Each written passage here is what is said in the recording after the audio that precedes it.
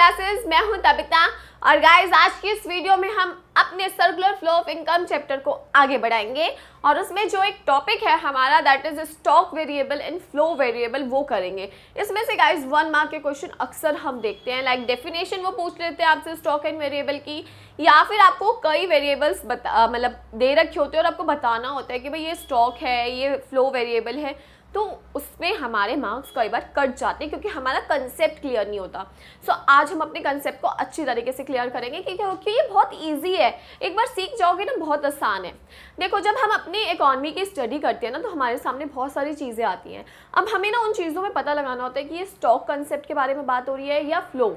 होता क्या है, देखो स्टॉक वेरिएबल वो वेरिएबल होता है जो एक पर्टिकुलर पॉइंट ऑफ टाइम पर मेजर किया जाता है, यानी कि आज के दिन की जब मैं बात करूंगी that is the stock variable, right. अगर मैंने 31 मार्च 2020 की बात करी that is the stock variable, यानी कि मैं पर्टिकुलर उस दिन की बात कर रही हूँ। सो स्टॉक वेरिएबल वो वेरिएबल है जो एक पर्टिकुलर पॉइंट ऑफ टाइम पर मेजर किया जाता है, राइट। डेफिनेशन क्या है, refers to that variable which is measure at a particular point of time.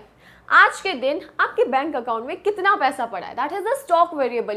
ये चेंज नहीं हो रहा है, आज के दिन जो पैसा है वो चेंज नहीं हो रहा है, राइट। अगर मैं आपसे पूछूं कि भाई आपने परसों आपके अकाउंट में कितना पैसा था, तो वो परसों एक पर्टिकुलर पॉइंट ऑफ टाइम की बात हो रही है, that is the stock variable. अब फ्लो वेरिएबल क्या होता है, फ्लो वेरिएबल गाइस वो होते हैं जो पीरियड ऑफ टाइम में आता है, यानी कि जिसकी calculation which is measured over a period of time, जिसमें आप 1 महीने की कैलकुलेशन करते हो, 2 महीने का लेते हो, 4, 6, 8, 10 महीने या 1 साल या 2 साल का लेते हो कैलकुलेशन में, उस टाइम पीरियड को हम फ्लो वेरिएबल कहते हैं। सो फ्लो वेरिएबल क्या होता है, refers to that variable which is measure over a period of time, जो एक पीरियड में कैलकुलेट किया जाता है अमाउंट, उसे हम फ्लो कहते हैं। लेकिन जो एक पर्टिकुलर पॉइंट ऑफ टाइम पर किया जाता है उसे स्टॉक कहा जाता है। ठीक है, क्लियर हुआ। अगर मैं ये बात करूँ कि आज के दिन नहीं, 31 मार्च 2020 को नेशनल इनकम कितनी थी किसी कंट्री की, 31 मार्च 2020 को नेशनल इनकम, तो ये स्टॉक है या फ्लो वेरिएबल है? तो देखो, मैं एक पर्टिकुलर पॉइंट ऑफ टाइम की बात कर रही हूँ, तो ये स्टॉक वेरिएबल है, राइट। लेकिन अगर मैं बात करूँ कि भाई उस साल उन्होंने कितना प्रॉफिट कमाया, ठीक है, तो यानी कि मैं उस साल की बात कर रही हूँ, उसमें पीरियड ऑफ टाइम आ गया है, तो वो एक फ्लो वेरिएबल है। तो आपको इस चीज़ को ध्यान रखना है।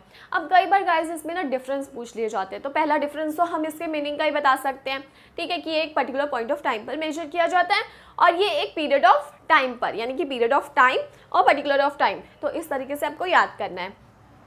Stock does not have a time dimension, stock में कोई टाइम डायमेंशन नहीं है, एक पर्टिकुलर पॉइंट ऑफ टाइम की बात हो रही है। जबकि flow it has a time dimension because it calculate over a period of time, तो इसमें टाइम होता है।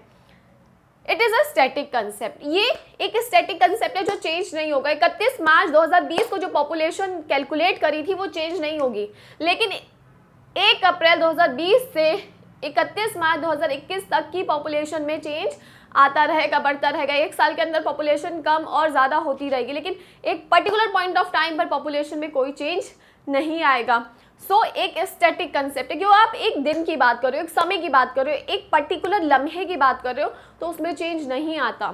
लेकिन फ्लो एक डायनामिक कंसेप्ट है, डायनामिक मीन्स होता है जो समय के साथ चेंज हो जाता है। सो फ्लो वेरिएबल जो होता है एक डायनामिक कंसेप्ट है जो समय के साथ बदल जाता है।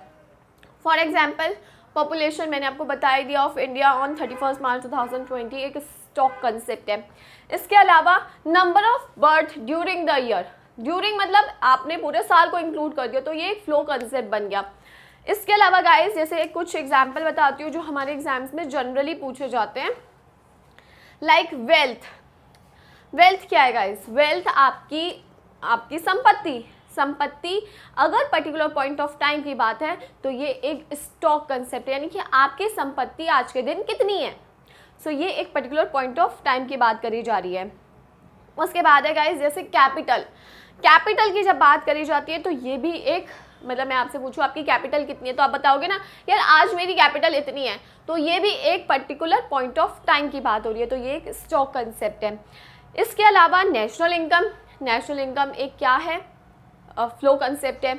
लेकिन अगर नेशनल इनकम पर्टिकुलर टाइम पर पूछ ले तो वो क्या हो जाएगा, आपका फ्लो पर्टिकुलर टाइम पर पूछ ले तो स्टॉक हो जाएगा, लेकिन पीरियड ऑफ टाइम पर पूछेंगे तो वो फ्लो कंसेप्ट हो जाएगा। तो इस तरीके से आप बहुत सारे क्वेश्चंस की प्रैक्टिस करो, मतलब आपको देखो कि स्टॉक एंड फ्लो वेरिएबल में।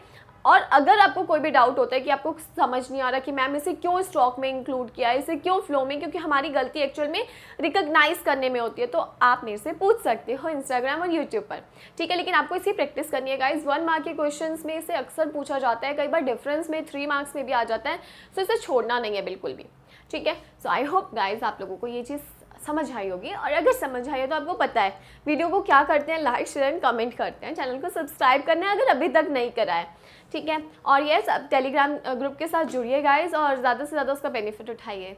Thank you.